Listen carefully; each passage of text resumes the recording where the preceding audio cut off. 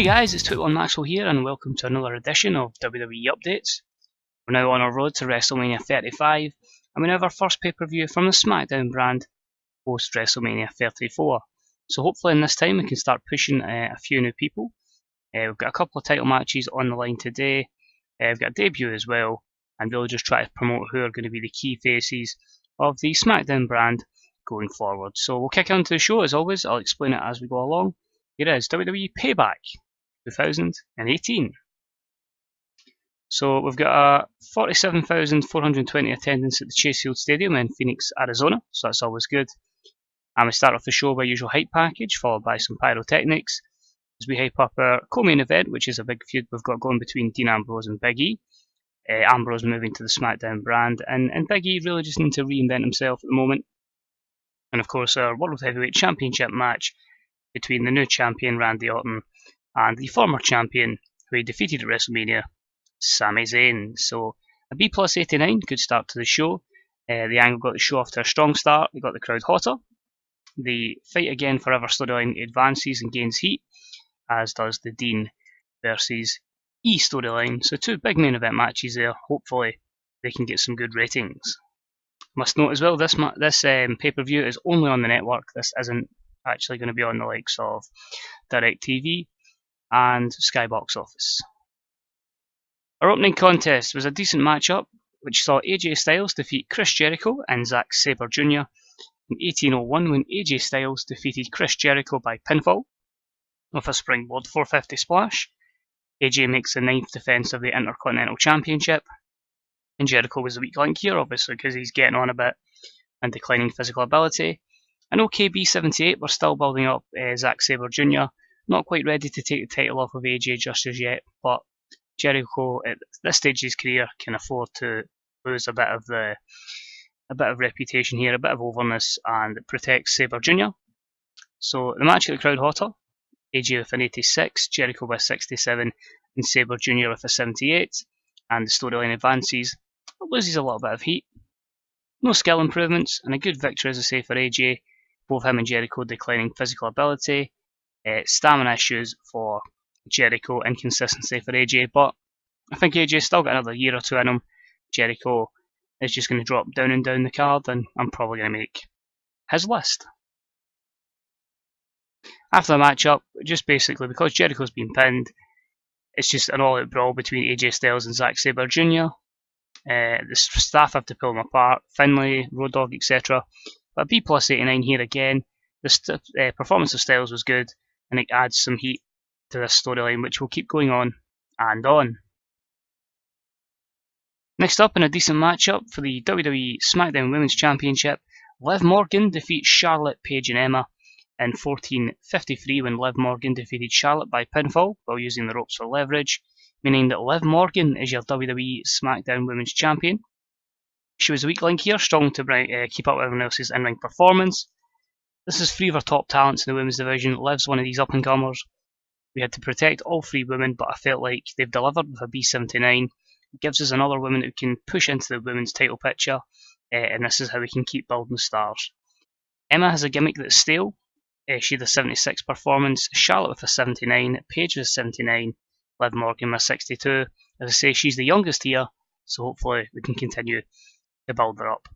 The SmackDown's Women's Division storyline has advanced with this segment.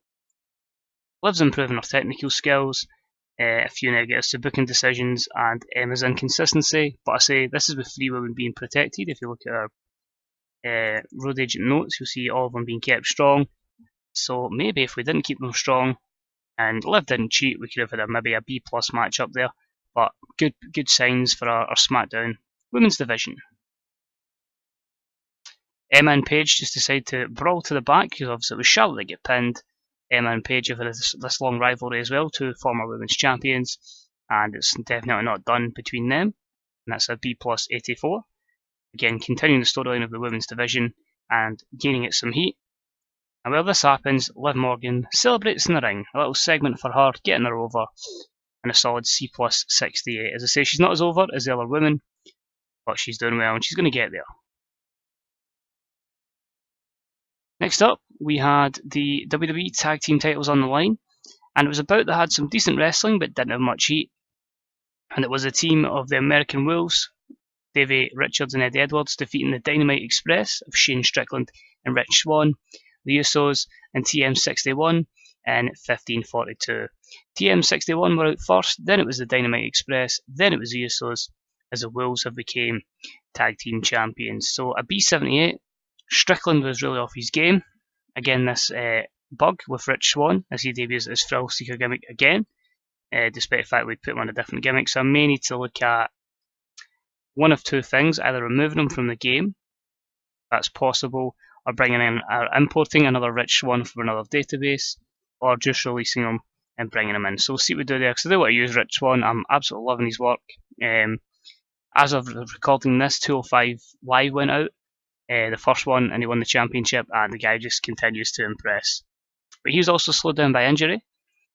An 80 performance from Eddie Edwards, an 84 from Davey Richards, 47 Rich Swann, 55 Shane Strickland, 82 for Jimmy, 80 for Jay, 58 for Nick Miller, and a 61 for Shane Form. But overall, happy with that. Shane Form improves his Rumble skills, and the Wolves will get a tag team championship reign in the WWE. Next up, we just have a heated confrontation backstage between Big E and Dean Ambrose as they get ready for this big match tonight. An A90, very weak from the commentary team, the segment deserving better announcing and colour commentary, but Ambrose came out of it looking excellent, and it gave the storyline some heat.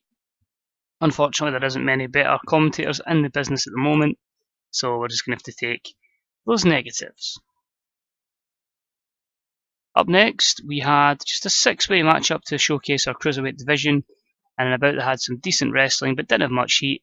It was Dragonisto who defeated Kushida, Manny Andrade, Lince Dorado, Trevor Lee and Trent Beretta in 11:25, when Dragonisto defeated Trent Beretta by pinfall with an Operation Dragon. A C plus 70, pretty decent. Kushida with a 59, Dragonisto with a 71, Manny Andrade 73, Lince Dorado 52, Trevor Lee 46, and Trent Beretta with a 56. So it's building some people up, trying to get everyone to a decent level. But Dragonisto's one we're putting a lot of faith in. Trent is improving technical skills, Trevor Lee in performance. Trevor Lee's got a big future ahead of him, he's still young, so I expect him to get a good push down the line.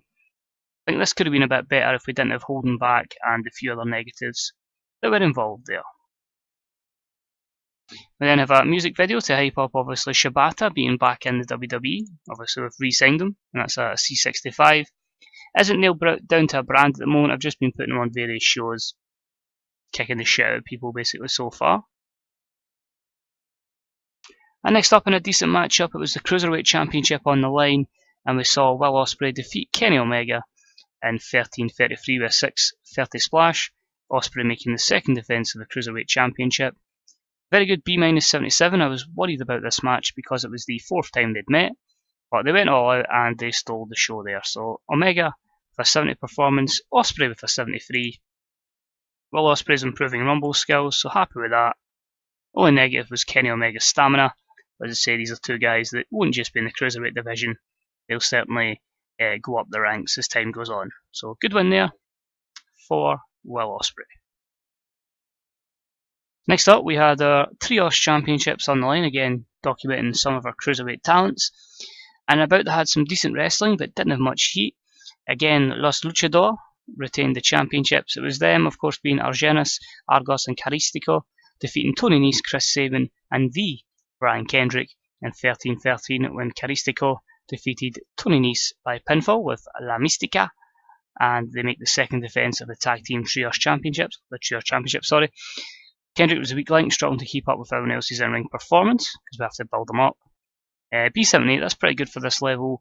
Argenis was off his game, Caristico with an 84, Argos with a 75, and Argenis with a 72, a 48 for the Brian Kendrick, 61 Chris Sabin, and a 60 for the premier athlete, Tony Nese. So happy with that, a couple of veterans putting over some other talents. Tony Nese improving his performance skills. Few negatives there for low morale and poor momentum, but still pretty good. I'm quite happy with that. And it improves, we're doing something with our Trios Championship. Next up, we have Nick Aldis making his WWE debut, and he's just having an interview segment, really just saying who he is and what he's here for. Rusev decides to spoil the party, of course, the conqueror of Brock Lesnar, removing Brock from WWE, and after a while, the two of them just end up squaring up and brawling to the back. So a B-74, Rusev's far more over than Aldis, is getting him over. Aldis debuts his snob English gimmick, which got an initial rating of average. But just a nice little way to debut him, and it gives Rusev something to do. Next up, we've got a promo for Bray Wyatt, and he's just always asking why Apollo Crews has nothing about him apart from a bit of athleticism and a smile. And he says he's going to take away that smile from him, and that's an A90 promo. Bray looking good, and the segment advances, gaining a little bit of heat. And the match itself, it did okay. It wasn't amazing, and about the superb wrestling and great heat, Bray Wyatt defeats Apollo Crews in 1848 by pinfall with a handful of the tights. Bray getting better, his gimmick's good. The lack of psychology definitely hurt the matchup. And Crews with 90 performance, Bray with 92, so I think it would have been a lot higher if they had the psychology nailed. But it continues the storyline, gained a bit of heat. Hopefully, over time, these two will be two key workers for us. Bray improving flying skills and just the negative psychology and the low storyline heat. Couple for Bray there as well on stamina. I'm quite happy with that, and to say down the line, hopefully these two will be two of our top wrestlers on the SmackDown brand. Then of Ambrose talking about what happened earlier on with Big E, and he just says he's came to SmackDown Live to become a champion, and folk like Big E are simply just in the way. And that's an A90, continuing the storyline and Ambrose looking excellent. Match itself, a lot of SmackDown Live matches seem to be struggling at times, and this one will get a B82. The match deserved better announcing. Ambrose won 96, so he's solid. Big E was only a 76. And it continues their storyline. I don't think we'll continue this on. Just a small feud to cover this pay-per-view. A lot of negatives here for Big E. Ambrose was a star. Not really a lot you can say, apart from, this was a chance we gave Big E to try and get to that next level, and he never really fulfilled it. And our main event matchup in a superb match, Randy Orton defeats Sami Zayn in 22-19 by pinfall using underhanded tactics, and Randy makes the defence of the WWE World Heavyweight Championship. So a good win for him. A great matchup is a B plus 89. Sami Zayn went 86, Randy went 92. So he's really, we've given him this opportunity and he's took it so far.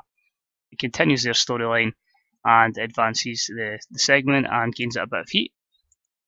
So look at our negatives there, just inconsistency. But I still feel a lot of things on SmackDown we need to build up. We need to really establish what tiers each wrestler's in. And he's defeated Sami Zayn. Sami Zayn's a bit upset, so he eats an RKO to finish the show. So an A94 there for Randy Orton's RKO. Orton comes across well. Storyline advances, it gains a bit of heat, and it shows this feud is certainly not over. So we finished the show with a B plus 88, very respectable. I will say we have dropped from global company to international, which means we're in the shock period at the moment, so we won't be gaining any popularity in any regions, but we're still financially strong. It came up in the game WWE Crisis, it's far from it. I'm producing 4 shows a week: Raw, SmackDown, ECW, and WWE Ladies Night. Ladies Night giving our women a chance to get over on a show to establish some of them and give them more opportunities to improve their skill set. But overall, a B plus 88 pay-per-view for the SmackDown team. As I say, there's still a lot of things we can build up, and there's still a lot of guys that not quite level we need them to be, but work in progress, and overall, I'm happy with that. So I'll make a speech. Although it wasn't great, Big E and Dean Ambrose will take the praise here just to try and cheer up Big E. Big E was pleased. Dean Ambrose was happy. So overall, pretty happy with that. As I say, now we'll go into, I think it's Extreme Rules for the Raw brand. And I'll check what it is for the SmackDown brand. We'll see once we get by this picture of Brooke Adams here and JF Kelly. Let's have a look then. So, anything here that really affects us with an NXT Wild at the weekend. That saw Kelly and English, you'll know from the TNA save, defeating Nixon Null. A few other people in there as well. Let's have a look. Shimmer have offered a contract to Mercedes Martinez. Now, apart from that, nothing else that really affects us. New Japan continuing to grow. ICW have been growing. Okay, so we've got quite a few news items here. So we finished first out of 2 in Japan. House of Hardcore have given an offer to Fergal Devitt. Noah have given a deal to Naito. Right, I can't even check what that deal is, so it makes me think it's going to be a paper appearance. Noah have offered something to Devitt as well. Can you actually check these? Obviously he's not interested in returning, he's still toxic, so I'm not going to properly look at him. Televisa deal for Raw, or ECW deal, so I'll look into extending them. Maybe even put it in the network. A 41.20 TV rating for Payback because it was on the network, not on pay-per-view. If that was on pay-per-view, I'd be making a shitload of money. 8,000 on a drug test there, and Dragonisto doesn't connect with the fans, says Dean Ambrose. So interesting there. As I say, I'll work on those contracts going forward. Quite a few there. A few unhappy people, but it's folk we're not really using, or there's just something up with them. I'll look into that. Money-wise, 17 million profits, not too bad. Pay-per-view is 15 million. That was always going to drop from WrestleMania.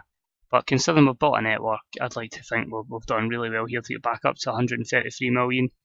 Because when you look at it, that's a 50 million increase since we bought the network in January and lost 121 million because of that. So that's going well. As I say, we just need to keep getting momentum and prestige back, and hopefully keep running good shows and getting that popularity back up to global. Let's say we're doing well, we're building talents up. And as I say, the next show will be Extreme Rules in 3 weeks' time in game for the Raw brand, and then Judgment Day for the SmackDown brand before we all come together for that Money in the Bank pay-per-view in June. So apart from that, guys, hope you enjoyed the show. If there's any guys you'd like to see sign in the future, we can see where they are in the world, because obviously this is 2 years in now, because we started this in April 2016. So say we can have a look and see if there's anybody you liked.